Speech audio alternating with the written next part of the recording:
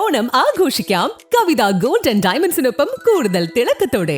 ഈ ഓണക്കാലത്ത് സ്വർണ്ണാഭരണങ്ങളുടെ മേക്കിംഗ് ചാർജിൽ 50% വരെയും വജ്രാഭരണങ്ങളുടെ മേക്കിംഗ് ചാർജിൽ 40% വരെയും ഇളവുകൾ നേടാം. ഈ ഓണം തിളങ്ങട്ടെ കവിത ഗോൾഡ് ആൻഡ് ഡയമണ്ട്സിനൊപ്പം. ഡിവൈഎഫ്ഐയുടെ സംസ്ഥാന സമ്മേളനം നഗരിയിലേക്കുള്ള പതാക ജാഥയ്ക്ക് പട്ടാമ്പിയിൽ ഊഷ്മള വരവേൽപ്പ്. ജില്ലാ അതിർത്തിയായ വിളയൂരിൽ നിന്നുമാണ് ജാഥയെ ജില്ലയിലേക്ക് സ്വീകരിച്ചാനയിച്ചത്. പട്ടാമ്പിയിലും ജാഥയ്ക്ക് സ്വീകരണം നൽകി.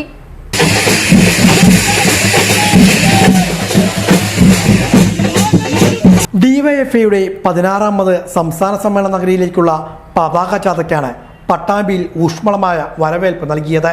കണ്ണൂരിലെ കൂത്തുപറമ്പ് രക്തസാക്ഷി മണ്ഡപത്തിൽ നിന്നും ആരംഭിച്ച പതാക ജാഥ ചൊവ്വാഴ്ച ഉച്ചയോടെയാണ് പട്ടാമ്പിയിലേക്ക് എത്തിയത്. ജില്ലാതിർത്തിയായ പുലാമന്തോൾ പാലത്തു നിന്നും ജാഥയെ ജില്ലയിലേക്ക് സ്വീകരിച്ചാനയിച്ചു.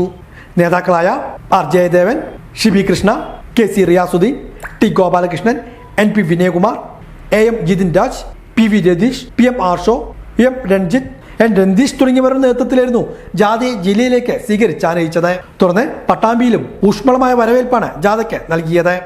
താളമേളങ്ങളുടെ അകമ്പടിയോടെയായിരുന്നു ജാഥയെ വരവേറ്റത്.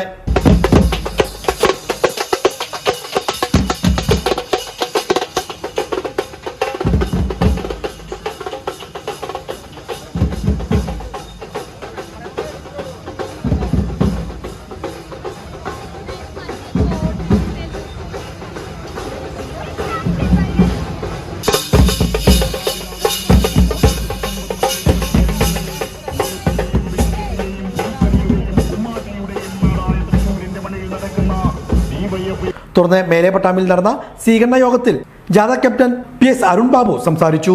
പോരാട്ടത്തിന്റെ നേതൃത്വമായി മാറാം, നമുക്ക് ജനാധിപത്യ സംരക്ഷണത്തിന്റെ നേതൃത്വമായി മാറാം, മതനിരപേക്ഷ രാഷ്ട്രീയത്തിന്റെ ആ നേതൃത്വമായി നമുക്ക് മുന്നോട്ട് പോകാം. യുക്തിചിന്തയുടെയും ചരിത്രബോധത്തിന്റെയും ശാസ്ത്രബോധത്തിന്റെയും പ്രചാരകരായി നമുക്ക് മാറാം. ആ രാഷ്ട്രീയത്തിലൂടെ നമ്മുടെ രാജ്യത്തിന്റെ യൗവനത്തെ നമുക്ക് സംഘടിപ്പിക്കാം എന്ന മുദ്രാവാക്യത്തിന്റെ ഭാഗമായിട്ടാണ് ഇന്ത്യൻ യൗവനം ഡിവൈഎഫ്ഐ ആയി മാറുന്നത്.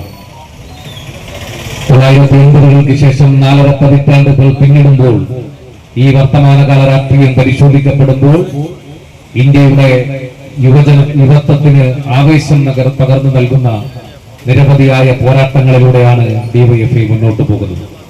ഇന്ന് ലോകം യുദ്ധത്തിന്റെ നടുവിൽ നിൽക്കുമ്പോൾ, സാമ്രാജ്യത്വം യുദ്ധം അടിച്ചേൽപ്പിക്കുമ്പോൾ നിസ്സഹായരായ മനുഷ്യരെ നമുക്ക് പാലസ്തീനിലും ഇറാനിലും ലോകത്തിന്റെ നിരവധിയായ രാജ്യങ്ങൾക്കകത്ത്, ഇടങ്ങൾക്കകത്ത്, വെനസ്വേലയടക്കമുള്ള രാജ്യങ്ങൾക്കകത്ത് നമുക്ക് കാണാൻ വേണ്ടി കഴിയും.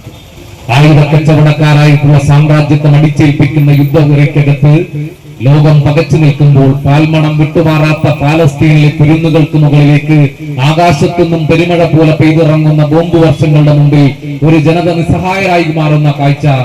P R Rajeesh, A Neeraj, Rahul തുടങ്ങിയവരും പങ്കെടുത്ത് സംസാരിച്ചു. യോഗത്തിൽ വെച്ച് ഡിവൈഎഫ്ഐ ബ്ലോക്ക് കമ്മിറ്റി തയ്യാറാക്കിയ സുവനീർ യങ് ഇന്ത്യയുടെ പ്രകാശനവും നടന്നു. കൂടാതെ ഡിവൈഎഫ്ഐ ലോകകപ്പ് ഫുട്ബോളിനോടനുബന്ധിച്ച് സംഘടിപ്പിച്ച പ്രവചന മത്സരത്തിലെ വിജയികൾക്കുള്ള സമ്മാനങ്ങളും വിതരണം ചെയ്തു.